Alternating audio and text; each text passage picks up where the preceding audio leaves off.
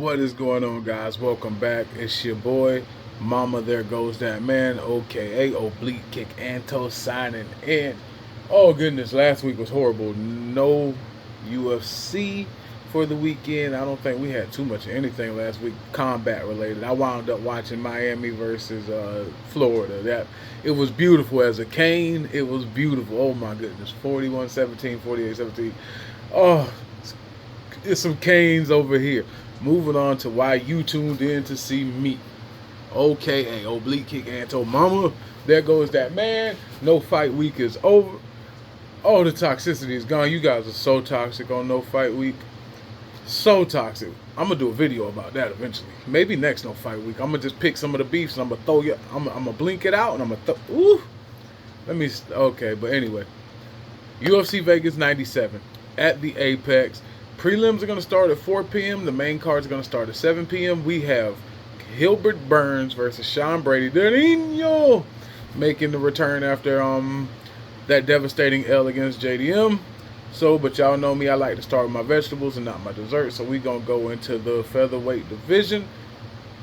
And we have, I think it's the flyweight, excuse me. It might be, no, it's featherweight. I forget the division. It's Ziga Montes versus Nathan Fletcher. We wrapping up the tough enough characters. Ziga is a plus 125 dog. He's 4-1 in his last 5. Fletcher is a minus 140 favorite. He's 4-1 in his last 5. Ziga is 9-2. Fletcher's 8-1 overall in their professional careers. I still am gonna go with Ziga. Striking's crisp, good takedown defense. The mentality's there. I have Ziga getting that done. I don't know if he's still gonna get it done spectacularly, but I think with the weight and everything, I think Ziga gets the decision, no problem. Which we're gonna move from that to the middleweights. Andre Petroski versus Budka. 7-2 for Budka. This is a pick'em fight. Petroski's 10-2, 4-1 in the last 5 for both. Petroski carries good power. He moves forward. Both of them are really solid, but I'm gonna just go Petroski because he's got that nuclear option. So keep an eye on that. I think that's gonna be one of the flash KOs of the night. Women's strawweight, Amorim and Little Monster Demopoulos. Vanessa Demopoulos 9-5 for Little Monster, 7-1 for Amorim, 5-0 for Amorim, 3-2 for Demopoulos. Another pick'em fight in the women's strawweight. I think what I'm gonna do is I'm a Little Monster fan. I love her in-game celebration, so I'm gonna go with Little Monster Demopoulos for that one, if you don't mind. And since we're through that, we got the featherweight division for real this time with Santos and Yitsa. I'm minus 260 for Santos, plus 220 for Yitsa. 4-1 for Santos in his last 5. I'm going Gabriel Santos. I don't really have enough on Yitsa for me to like do education, so I'm gonna just go ahead and make the lean toward Gabriel Santos, and I'm gonna leave that there. Next, we're gonna move to the flyweight. Felipe dos Santos versus Lima. 7-0 for Lima, 7-1 for Santos. Keep in mind that one is Manel Kopp, so there's that. It's not a bad one to have, and I do believe he gave Miguel all he could handle that night, honestly. So I gave the fight to Lima, but watch out, this could be an upset. So I'm gonna give it to Lima just because he has the experience a little bit more. But you can lean Santos on that too. So that really is a pick'em there. So you could go either way because, like I said, that one L on Santos is to Miguel Kopp. So there's that.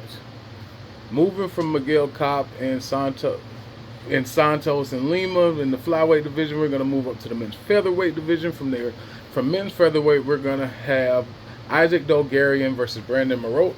8-2 for Marotte, 6-1 for Dogarian, dropping that last. So I think it was C-Rod, Christian Rodriguez, 5-0 in his last 5 though for Dogarian. I don't know. I don't really have a lot on Marotte. I did go watch some of his amateur stuff, and the takedown is not something that he defends very well. Like, he defends the initial single legs, but once you start getting into the trips and things like that, he has a tendency to get drowned in there. And We've seen Dogarian. Dude's a wrestling machine. So I've got Dogarian by sub in the first round. You could bet. I ain't gonna say bet the house on that, but that's a pretty safe pick on that. That's pretty safe unless Moreau's done some hell of a takedown defense, like just completely improved the defense and the get ups. He's in for a short but long night. And now we have Rong Zhu, 25-5 versus Padilla, 13-6, 1-4 in his last 5. I actually have Padilla on this one. Rong Zhu's good. He's coming back from the road to UFC. He's been here before. He had got choked out by Ignacio Bahamondes. Back then, he let go. He's fought his way back. Padilla's got too many options. The Rong Zhu, he's got good knockout power. He's okay on the ground, but I'm gonna go Padilla, man. There we go. Okay, prelims done. If you're still with me now that the prelims are done, thank you so much. And I would like to thank the people that are still here and let you guys know, still sponsored by MV Streams, mvstreams.com for all your viewing, pay-per-view, movie, and series needs. Been servicing for a real long time. Never had to go up on our prices. So mvstreams.com, my sponsor, while I keep doing these videos, the people that keep me going. So they keep me going. I'm going to keep bringing them to y'all. I personally vouch for them. mvstreams.com, that link will be in my description somewhere. Okay, main card tied. Main card, that starts at 7 p.m. Now we've got Trevor Peek, who's one of my personal favorites in the lightweight division because he's just so much fun to watch. He's getting better. He's starting to get a lot more technical. He's starting to put a lot more things together. He's setting up strikes. He's starting to slow down. He's not just coming out and just bashing to somebody goes down. But this guy Ajmouj, I'm not sure if that's a pronunciation. They've got pretty similar records. I think he's 7-1. He's a plus 100. Trevor Peek's a plus 110 dog. 4-1 in the last 5 for Trevor Peek. 5-0 in the last 5 for Ajmouj. Now here is the thing. I wouldn't watch Ajmouj, and he's really, really technical. Like really technical. He's really precise with his strikes and stuff. So I've actually got him winning this by KO. Upset of the night. Ajmouj over my favorite Trevor Peek by KO. Taking me to the bantamweight division, Schnell versus Durden. Plus 410 for Schnell, minus 555 for Durden. I mean, easy breezy, beautiful covered girl. I'm gonna go Durden, his wrestling and stuff. I think he's gonna drown Schnell in there, and then he's just gonna get the TKO finish on the ground. And then that's going to move us into featherweight. Nelson versus Garcia. 14-5 for Garcia. 2-2-1 for Nelson. 15-5-1 for Nelson. I'm going Garcia. I think Garcia is just going to drown him with the strikes, and he's going to get that done. Andrade versus Silva. I was kind of high on this at first, but then I seen Andrade was a plus 255 dog. So Andrade by KO. I'm not even going to do a whole big thing, which is going to bring me to Gilbert Burns plus 160. Sean Brady minus 100. 4-1 in the last 5 for Brady. 15-1 for Brady. We all know Gilbert Burns' record and what happened to his last one. Now, this is a great jiu-jitsu versus great wrestling. Here's going to be my thing. Gilbert Burns by knockout.